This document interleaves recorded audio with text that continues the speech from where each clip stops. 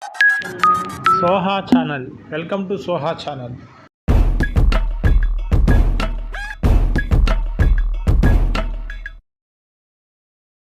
अंबेडकर जी की कर्मभूमि में आकर आज मुझे बहुत खुशी हो रही है। कांग्रेस का फाउंडेशन डे है और आज हम नागपुर में आपसे बात करने, आपसे मिलने आए हैं। देश में विचारधारा की लड़ाई चल रही है।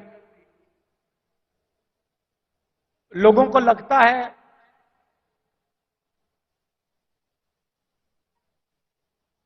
कि राजनीतिक लड़ाई है, सत्ता की लड़ाई है। वो है,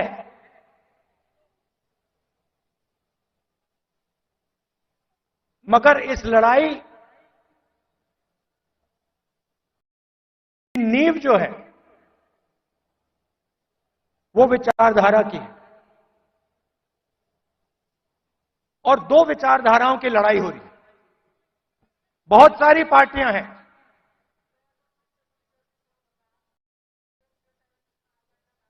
एनडीए में है,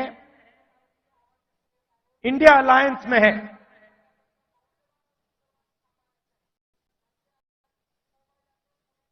मगर लड़ाई दो विचारधाराओं के बीच में है।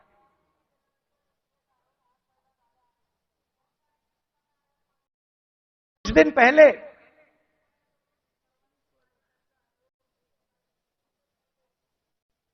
एक बीजेपी का एमपी मुझे लोकसभा में मिला। बहुत सारे बीजेपी के एमपी पहले कांग्रेस पार्टी में हुआ करते थे, छुप के मिला मुझसे। मुझे दूर से देखा, छुप के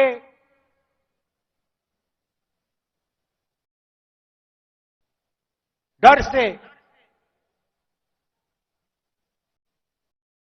कहता है, राहुल जी आपसे बात करनी है।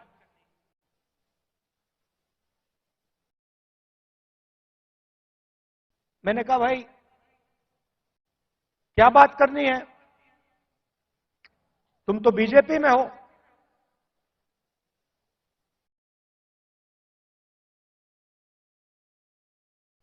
और फिर उसके चेहरे पे थोड़ी सी टेंशन दिख रही थी। तो मैंने पूछा सब कुछ ठीक है क्या? मैंने सोचा शायद घर में कोई बीमार हो, कोई दुर्घटना हो गई हो। मैंने पूछा सब कुछ ठीक है? कहता है नहीं।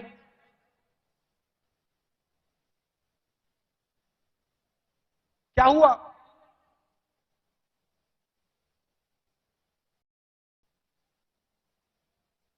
राहुल जी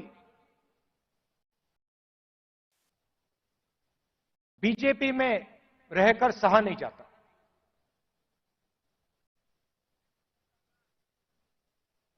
मैं हूं बीजेपी में,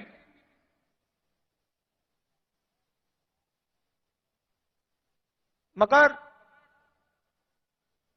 दिल मेरा कांग्रेस में है।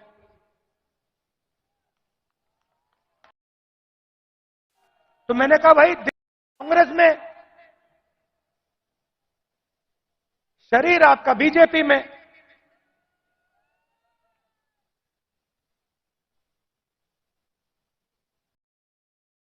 मतलब दिल शरीर को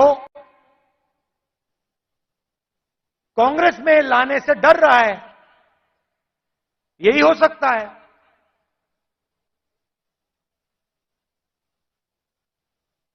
मैंने कहा मन क्यों नहीं बनता वहां? आप एमपी हो,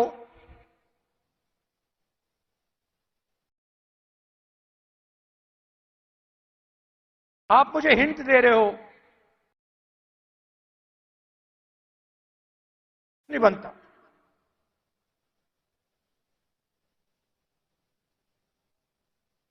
कहता है राहुल जी, बीजेपी में गुलामी चलती है। जो ऊपर कहा जाता है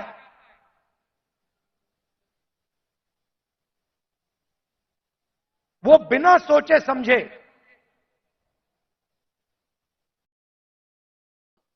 करना पड़ता है। हमारी कोई सुनता नहीं। ऊपर से ऑर्डर आता है, मतलब जैसे पहले राजा ऑर्डर देते थे,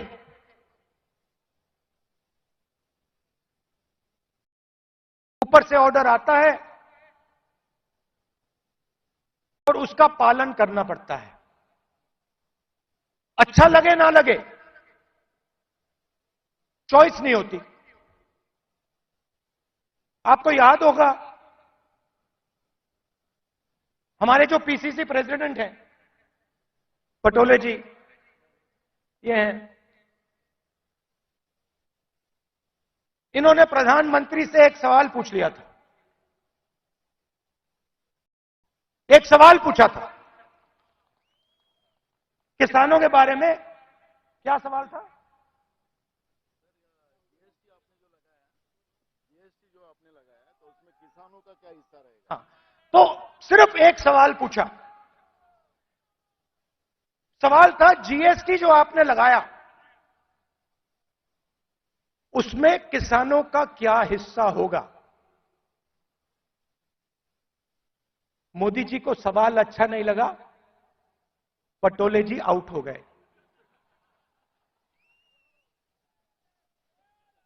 तो उनकी विचारधारा राजाओं की विचारधारा है, किसी की सुननी नहीं।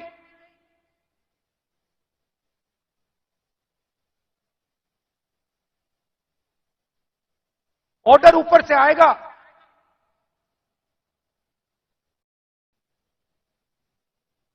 आपको ऑर्डर का पालन करना पड़ेगा।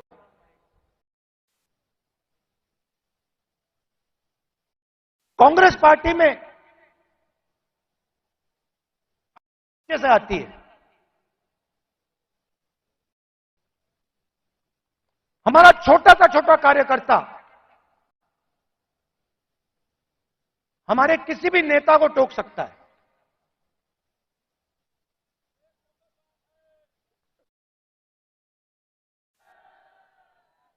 हमारे कार्यकर्ता मेरे सामने और मुझे कहते हैं राहुल जी ये जो आपने किया मुझे अच्छा नहीं लगा, और फिर मैं उनको समझाता हूं कि देखिए मैंने ये इस कारण किया, और मैं उनकी सुनता हूं। उनकी जो आवाज है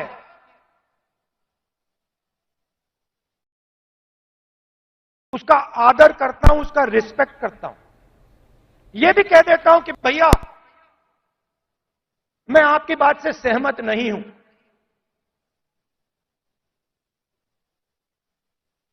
मगर उसकी आवाज सुनता हूं।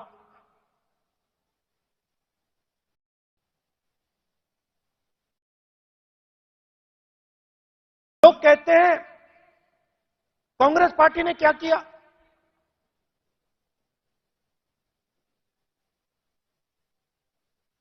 आजादी से पहले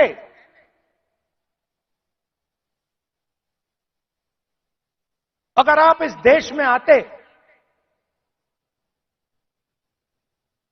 500-600 राजा थे, अंग्रेज थे, राजाओं का गन सलूट होता था,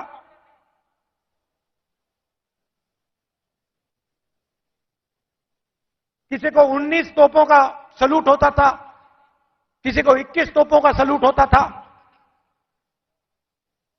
अगर हिंदुस्तान की जनता को इस देश में कोई अधिकार नहीं था, कोई अधिकार नहीं था,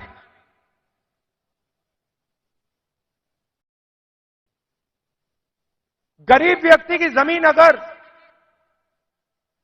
राजा को अच्छी लगी, 1 सेकंड में उसको ले जा सकता था।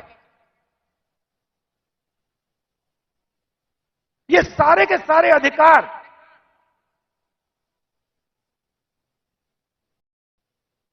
जिनकी रक्षा कॉन्स्टिट्यूशन करता है,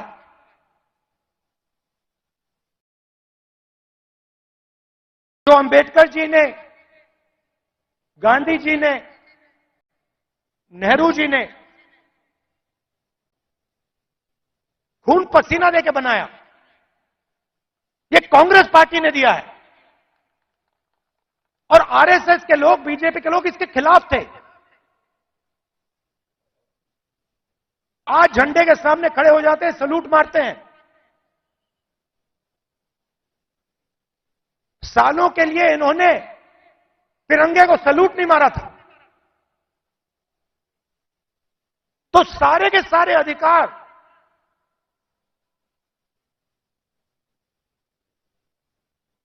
कॉन्स्टिट्यूशन से मिलते हैं।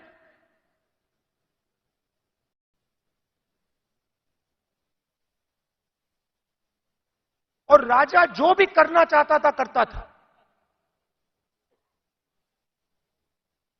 उसके लिए कोई कानून नहीं थे। यह काम कांग्रेस पार्टी ने किया और यह हिंदुस्तान के इतिहास में, हजारों साल के इतिहास में पहली बार किया गया है। पहली बार एक हिंदुस्तानी को एक वोट दिया गया, चाहे वो दलित हो, आदिवासी हो, महिला हो, जनरल कास्ट का हो, तमिल हो, बंगाली हो, उत्तर प्रदेश का हो। हिंदुस्तान के हर नागरिक को कॉन्स्टिट्यूशन एक वोट देता है।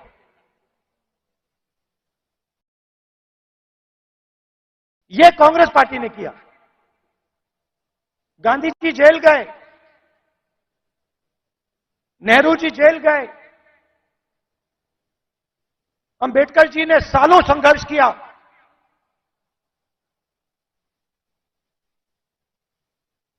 यह कांग्रेस पार्टी ने, अंबेडकर जी ने, सबने मिलकर दिया है। हमारी विचारधारा कहती है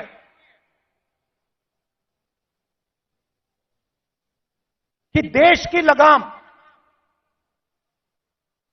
हिंदुस्तान की जनता के हाथ में होनी चाहिए और देश को जैसे पहले राजा चलाते थे,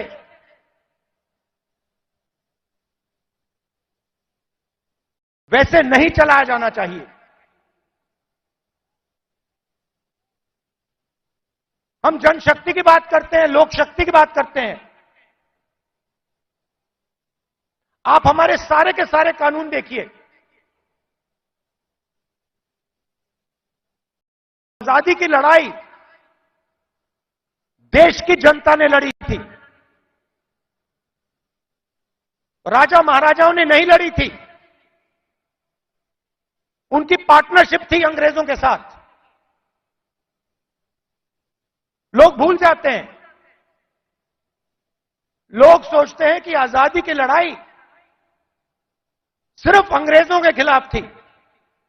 नहीं, अंग्रेजों की लड़ाई अंग्रेजों के खिलाफ थी और राजा महाराजाओं के भी खिलाफ थी। यह सच्चाई है। पार्टनरशिप थी राजाओं महाराजाओं की, अंग्रेजों की पार्टनरशिप थी, उसके खिलाफ कांग्रेस पार्टी लड़ी थी। किसके लिए लड़ी थी? गरीब जनता के लिए लड़ी थी। अगर आप यहां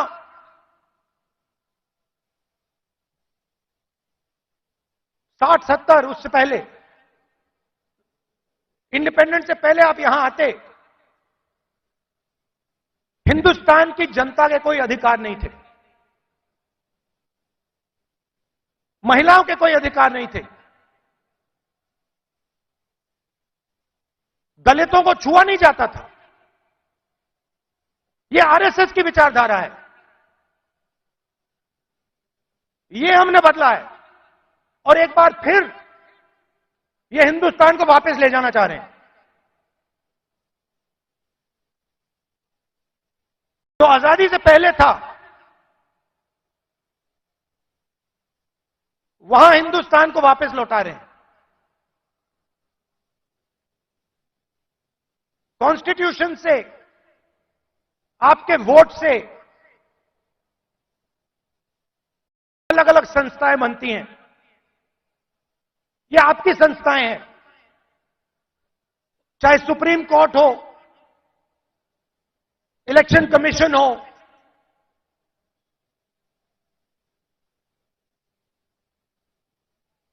ये आपकी संस्थाएं हैं।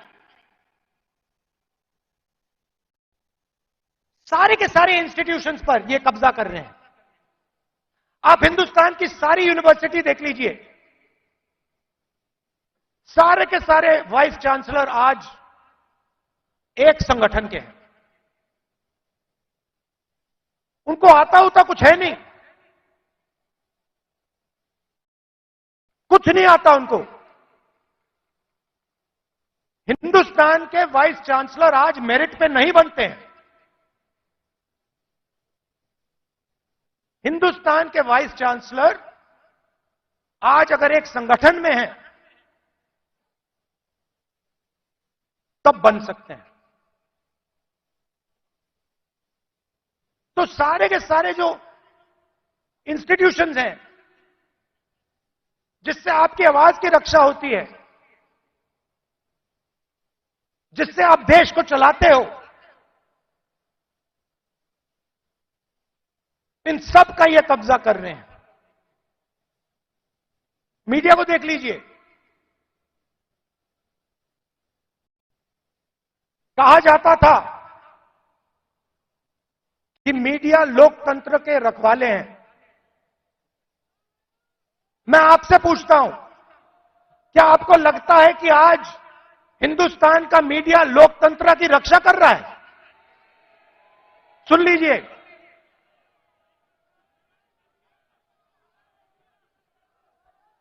आप इनसे पूछिए, ये आपको बताएंगे कि हमारे दिल में जो है हम नहीं बोल सकते। इनके दिल में क्या है? इनके दिल में वो है जो हिंदुस्तान की जनता के दिल में है, वो नहीं बोल सकते।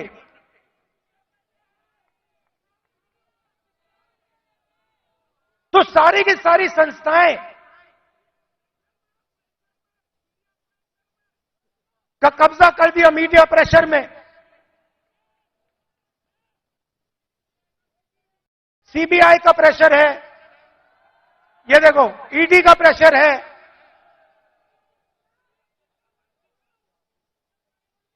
तो लड़ाई इस बात की है, हम देश की जनता को देश की शक्ति देना चाहते हैं। देश की जनता को देश की शक्ति हम पकड़ाना चाहते हैं। लोग कहते हैं कि कांग्रेस पार्टी ने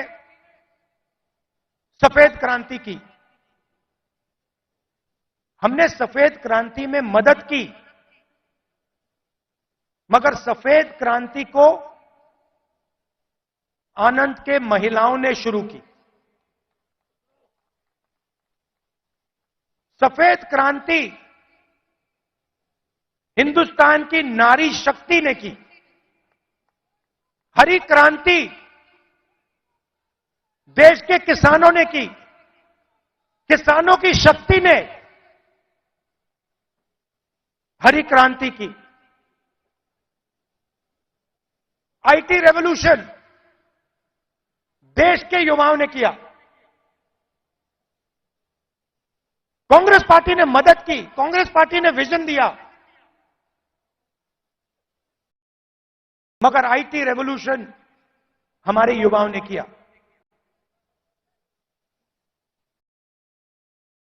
अब मैं आपसे पूछना चाहता हूं कि पिछले 10 साल में नरेंद्र मोदी जी ने कितने लोगों को रोजगार दिया है?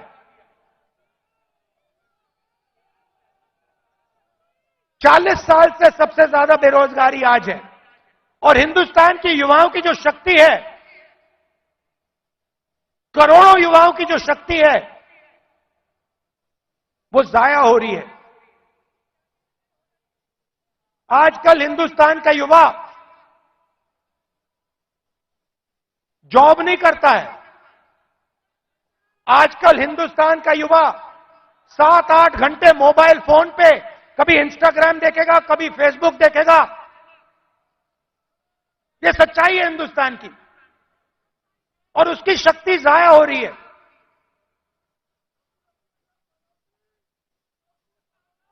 एक तरफ किसानों पर आक्रमण, युवाओं पर आक्रमण, और दूसरी तरफ हिंदुस्तान के 2-3 अरबपतियों को देश का पूरा धन दिया जा रहा है।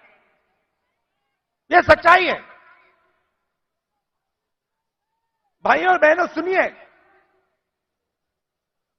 कुछ दिन पहले मेरे पास कुछ युवा आए, मुझे कहते हैं, राहुल जी, अग्निवीर योजना से पहले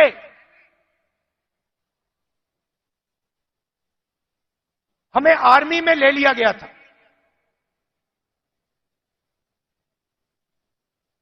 1,50,000 युवाओं को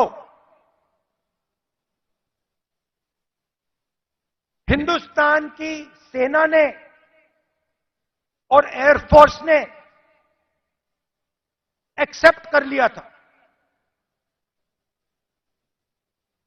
उन्होंने फिजिकल टेस्ट पास कर दिया और एक्सेप्टेंस उनको मिल गई। 1,50,000 युवा।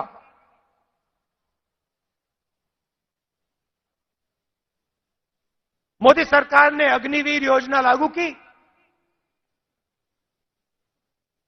और 1,50,000 युवाओं को उन्होंने आर्मी में, एयरफोर्स में नहीं आने दिया।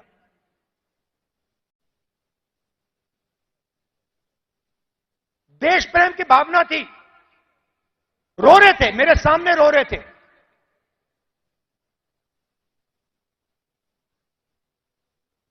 आंसू आ रहे थे, कह रहे थे सरकार ने हमारी जिंदगी बर्बाद कर दी है, जिंदगी खत्म कर दी, हमारा मजाक उड़ाया जाता है।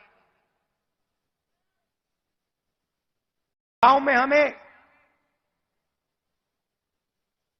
झूठे सैनिक कहा जाता है। इतनी भी इज्जत नहीं रखी। उनको अग्निवीर योजना में भी नहीं आने दिया।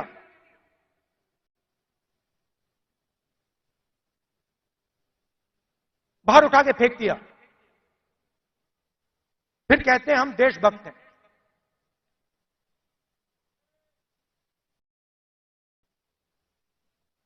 इससे देश का फायदा नहीं होने वाला।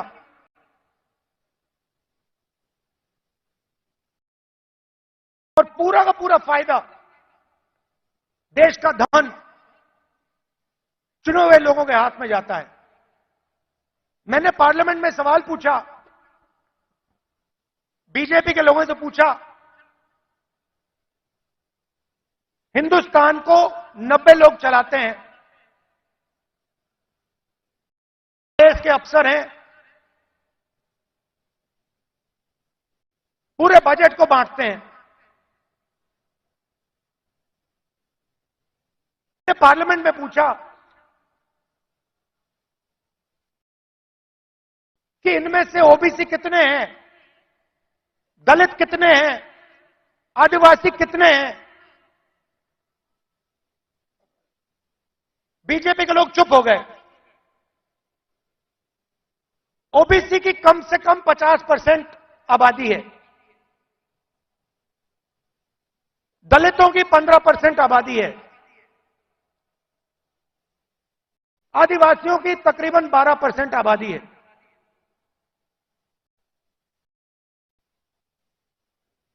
नब्बे अफसर में से 3 ओबीसी हैं।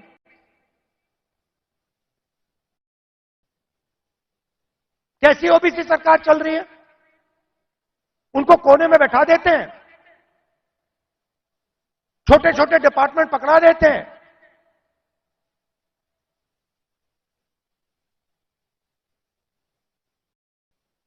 हिंदुस्तान की सबसे बड़ी कंपनी, 100-200 सबसे बड़ी कंपनी की लिस्ट निकालो, मुझे दिखा दो इनमें कौन सा ओबीसी है, कौन सा दलित है, कौन सा आदिवासी है। स्टेट की ब्यूरोक्रेसी में दिखा दो।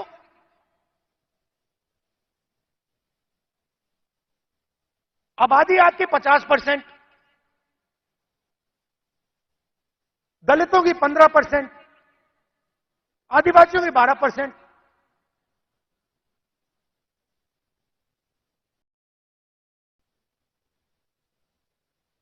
और भागीदारी आपकी कहीं भी नहीं।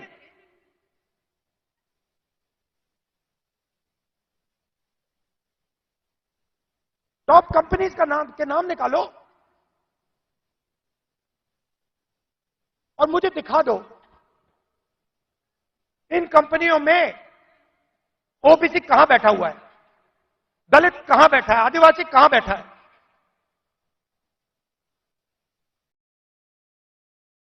और ये सिर्फ मैं आईएएस की बात नहीं कर रहा हूं, हर फील्ड में यह हालत है।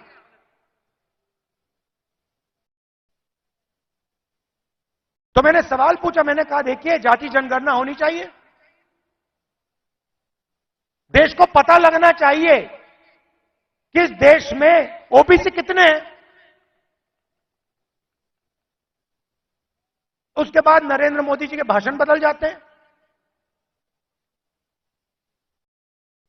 पहले अपने आप को ओबीसी कहते थे, मेरे भाषण के बाद कहते हैं हिंदुस्तान में तो सिर्फ एक जात है, वो भी गरीब। अगर हिंदुस्तान में सिर्फ एक जात तो आप ओबीसी कैसे बन गए?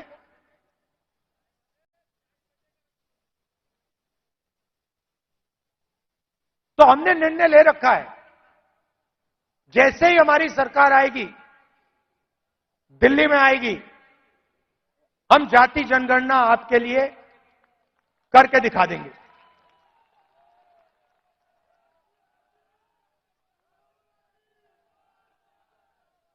और देखिए, जो मैंने शुरुआत में कहा, यह विचारधारा की लड़ाई है। करोड़ों लोगों को बीजेपी की सरकार ने गरीबी में फिर से धकेल दिया है। जो काम हमने भोजन के अधिकार से, मनरेगा की मदद से किया, वो सब खत्म कर दिया इन लोगों ने। और हमें दो हिंदुस्तान नहीं चाहिए। एक हिंदुस्तान अरबपतियों का, मीडिया वालों का, सेलफोन वालों का, सपने का, उसमें कोई सच्चाई नहीं है।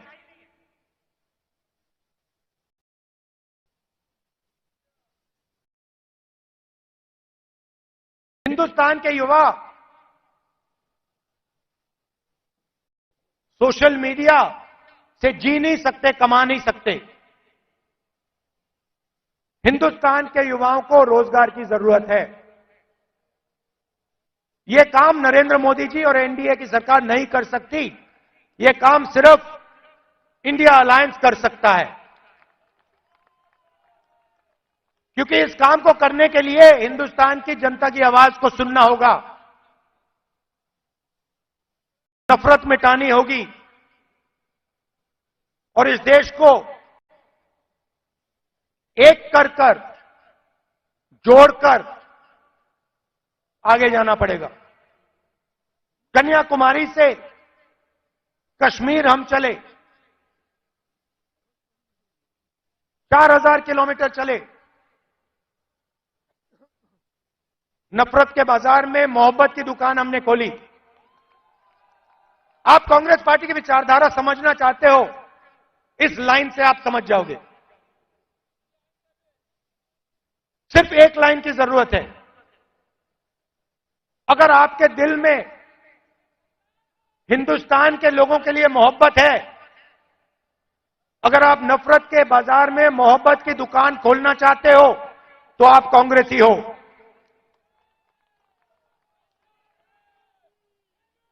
मैं कांग्रेस पार्टी के कार्यकर्ताओं से आखिरी बात बोलना चाहता हूं। देखिए, ये जो पार्टी है, और महाराष्ट्र के कार्यकर्ताओं से खासतौर से बोलना चाहता हूं, क्योंकि आप स्पेशल हो। मैं महाराष्ट्र में चला, मैं जब भारत जोड़ो यात्रा में चल रहा था, जैसे ही मैं महाराष्ट्र के अंदर आया, मैंने सोचा कि देखो, ये कांग्रेस की जमीन है, ये कांग्रेसियों की जमीन है। इस जमीन में लोगों को कांग्रेस की विचारधारा बिना समझाए समझ आ जाती है। और अगर हमारी लड़ाई शुरू हुई तो महाराष्ट्र से हुई थी, इसलिए हम यहां नागपुर में आए हैं आपसे बात करने। तो आप बब्बर शेर हो, आपको किसी से नहीं डरना। आप नहीं डरते हो, आप बब्बर शेर हो, और आपकी विचारधारा की लड़ाई है, आपके दिल की लड़ाई है। और आप और हम मिलकर, आप और हम मिलकर महाराष्ट्र में और पूरे हिंदुस्तान में चुनाव जीतने जा रहे हैं। आप सबका दिल से बहुत बहुत धन्यवाद। नमस्कार, जय Hind. Soha channel. Thank you for watching Soha channel. Please subscribe our channel and share and like our channel. దయచేసి మా ఛానల్ని సబ్స్క్రైబ్ చేయండి, మా ఛానల్ని లైక్ చేయండి, షేర్ చేయండి. Thank you for watching.